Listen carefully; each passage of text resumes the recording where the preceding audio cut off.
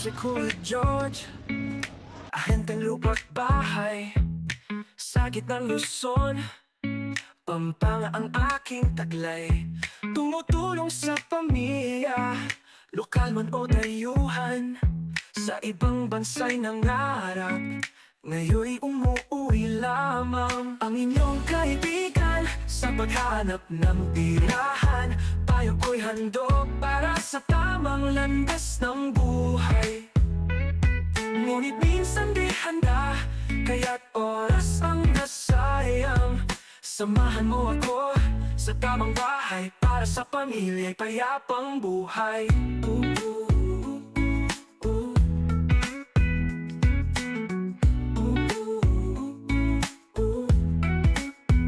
Sa bawat sulok ng baryo, sa kalsadang tahimik, may kwento ng pangarap, may tahanang bibit-bit.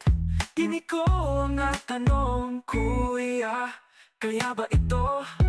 Sagot ko'y may pag-asa, basta't sama-sama tayo. Minsan, malayo ang pangarap. Let's go, guys.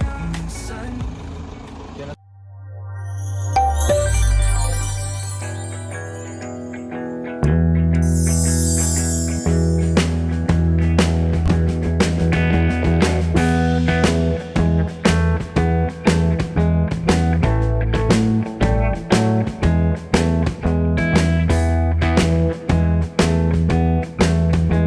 Guys, good morning. We are now going to Hamana Homes at tayong turnover. So shout out Golafa family. Turnover na. Let's see kung mata-turnover. I-accept na yung unit kung mayroon finding. So galing pa silang ng La Union. So ito yung Hamana Homes, guys, na commercials.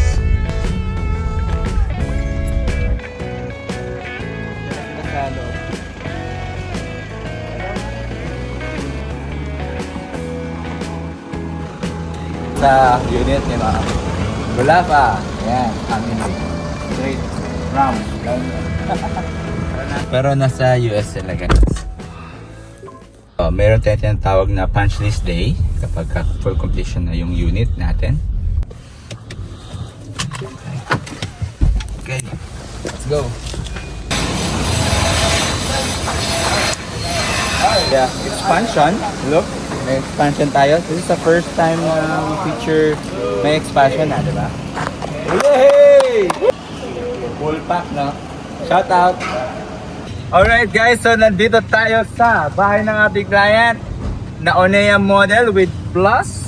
Yan, Onea Plus. Ito po yung hybrid, the combination of Lanea, single attached at ng duplex po. Yan na. So let's check it out kung anong tsura ng Onea model kasi wala pa tayong wala pa tayong video nito, no? So yung nakuha ng ating client, guys, is with expansion. Ayan. Kasi ayun natin ma-hassle, di ba? Pag uwi natin dito, galing nga siguro ibang bansa or kung saan tayo nag-work, so doon natin, picturehan na lang natin. And ito, napaka-convenient. Dahil yun na lang gagawa tayo. Kung medyo budgeted po tayo, pwede naman na hindi natin i-avail yan. In the future, kung naisipan nyo, pwede. And then set it up. So naka-plate po yung ginawa nila dito. Ito yung carport. And nakadagdagan po sa mga Onea model is mayroon siyang linear park or nandun siya sa, ito, cul-de-sac ang tawag po dito, guys. Cul-de-sac. So, dito sabihin, parang ito yung corner end. So, napaka-safe niya because wala nang ibang dumadaan dito na mga vehicle. Only your vehicle lang. And yung kapitbahay mo, which is anyway, so let's go. Ayan, nag-ribbon cutting na kami kanina. Makikita nyo dito. And makikita nyo yung sa frontage na 3 meters pa. Pwede po nilang i-layout to at your new garden. Look at that, guys. This is a PPR. It's a German technology, guys, na napakatibay. And this is yung water, electric. This is the water, this is the electric. So let's check it out inside, guys. And now, upon entry, no, meron na silang naka-painted na, no? And ito naman, na-check na namin to, but the team of Hamana check din, kine-check din yan before i-check no mapapatch list. Kumbaga double checking. So currently makikita natin na yung homogeneous tile is installed, right? And look at that, no? Medyo ano siya, di ba? Minimalist. Tapos may mga spanline na lang siya. That's the new trend niya, simplicity. Then, tayo dito, lalagyan natin siya ng shelving or TV, depende nyo. And dito naman, yung powder room natin. Powder room, wala nga lang siya dito, kasi powder room siya, di ba? Wala siyang shower. But, meron tayong expanded, di ba? So, expanded with toilet mo siya. So, this is the expanded room na pwede nyo maging, for example, videoke or entertainment area or pwede rin ng bedroom na sa inyo. So, this is the toilet and bath. Sa toilet and bath, guys, makikita nyo, yan, na-check na rin namin, kaya medyo basa pa siya, di ba? So, lahat okay naman yung drainage natin papunta doon sa spout. So, telephone shower, yes, good, great. Na-check na rin natin yung mga bombilya, functioning, and we have the expanded kitchen also that include pag nakuha kayo ng expansion for plus. Okay? So, kung makikita niyo sa model house natin, yung dito lang yan siya, yung kitchen.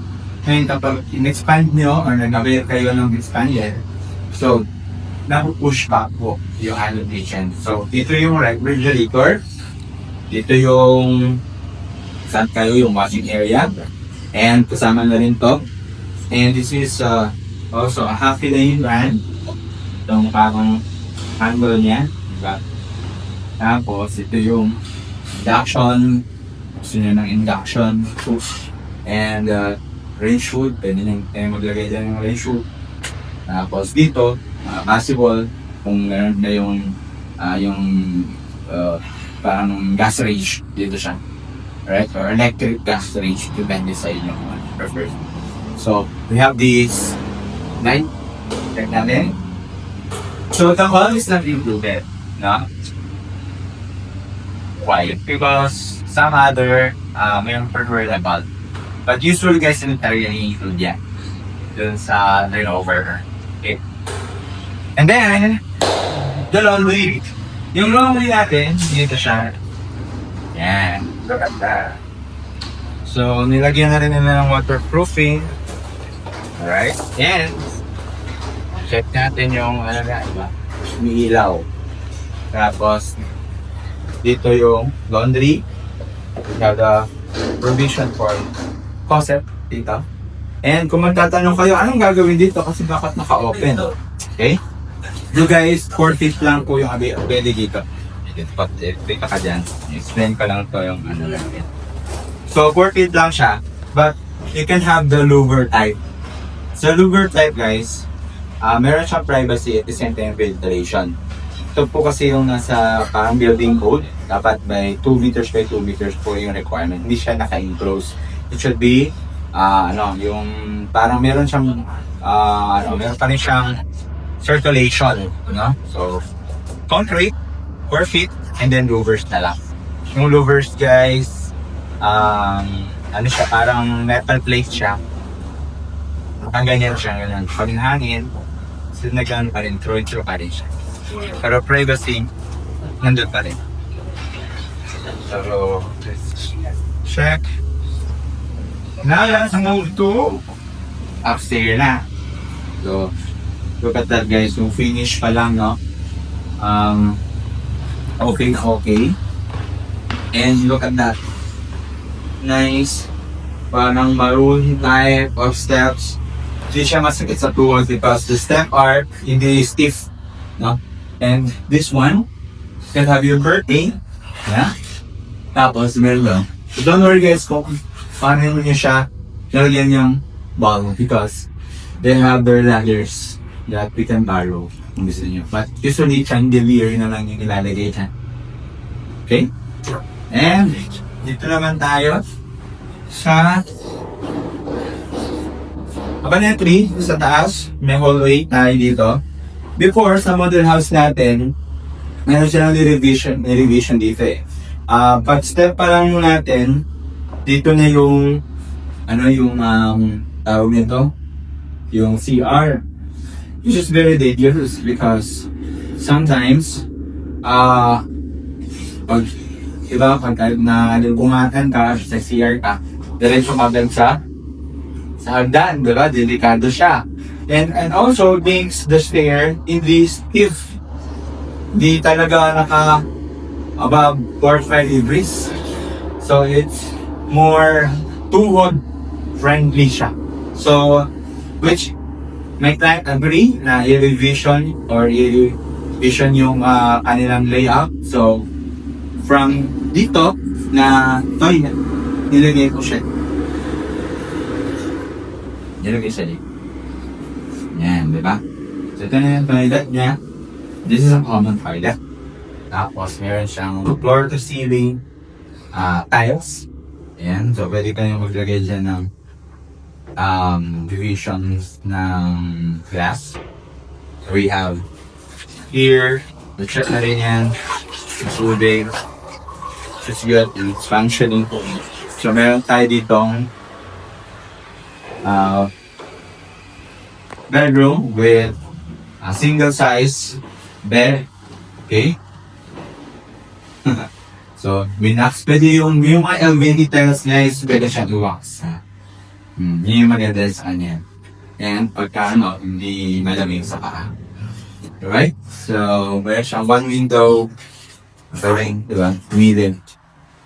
And this is the second bedroom.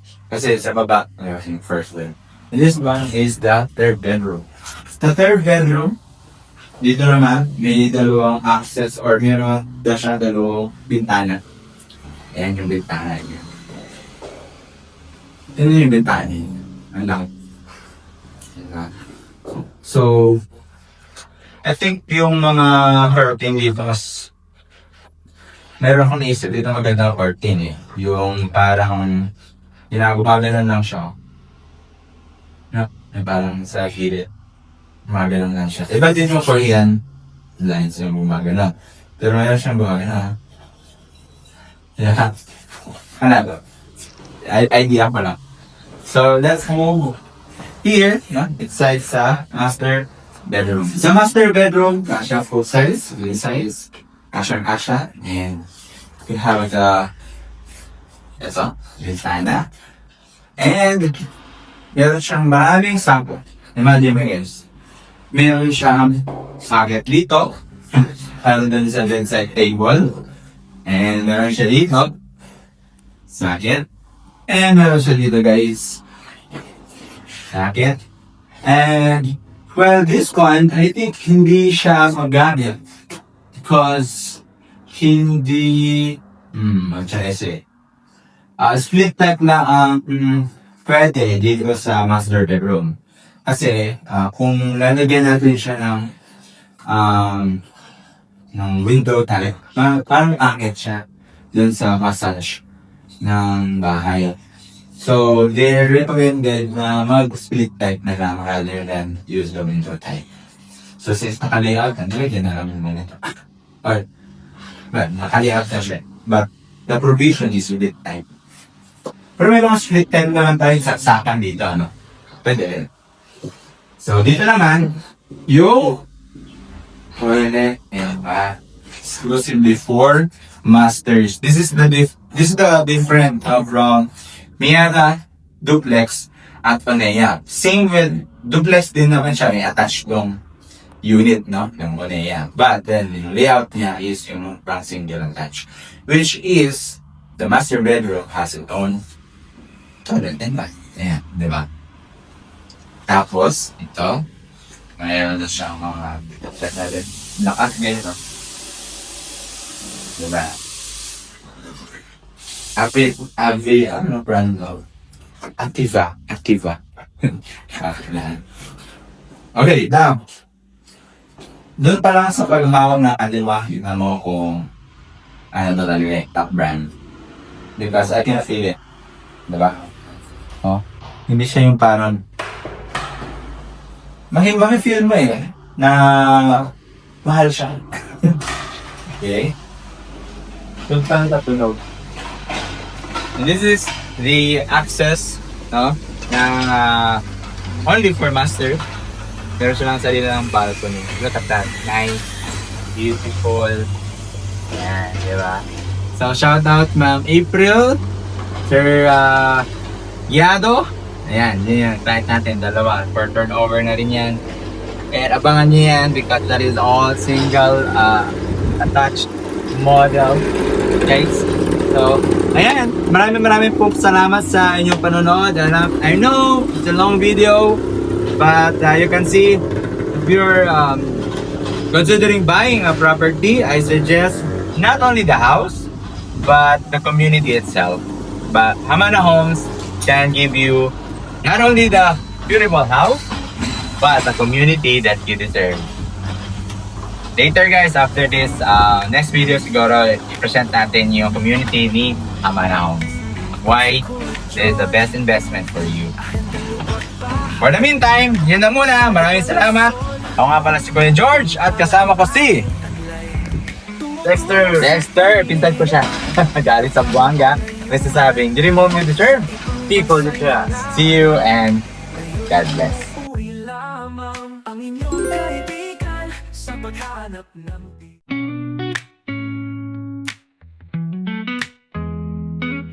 Ako si Kuya George, ahenteng lupa't bahay sa gitnang Luzon, Pampanga ang aking taglay.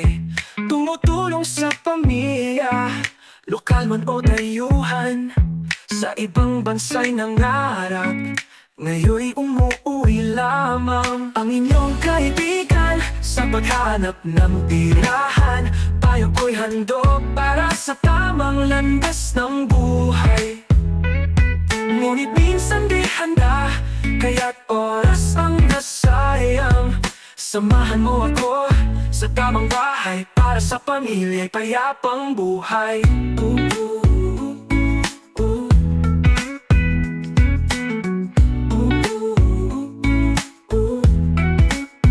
Sa bawat sulok ng baryo, sa kalsadang tahimik, may kwento ng pangarap, may tahanang bibit-bit. Tinig ko ang tanong, kuya, kaya ba ito? Sagot ko'y may pag-asa, basta't sama-sama tayo. Minsan, malayo ang pangarap, minsan, ito'y malapit. Ang mahalaga'y tahanan kung saan puso'y sisikip. Ang inyong kaibigan sa paghanap ng tirahan, payo ko'y handog para sa tamang landas ng buhay. Ngunit minsan di handa, kaya't oras ang nasayang. Samahan mo ako sa tamang bahay para sa pamilya'y payapang buhay.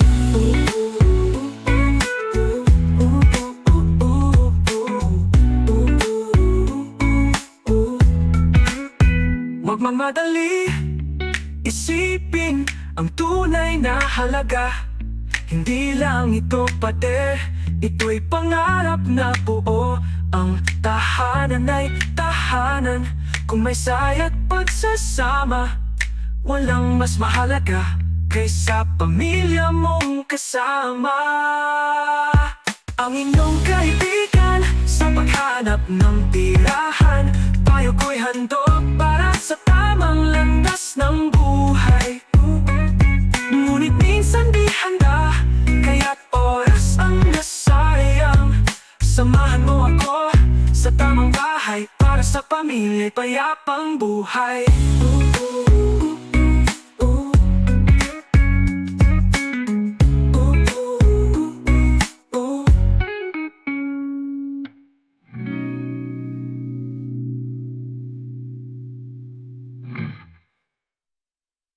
magmadali, isipin ang tunay na halaga.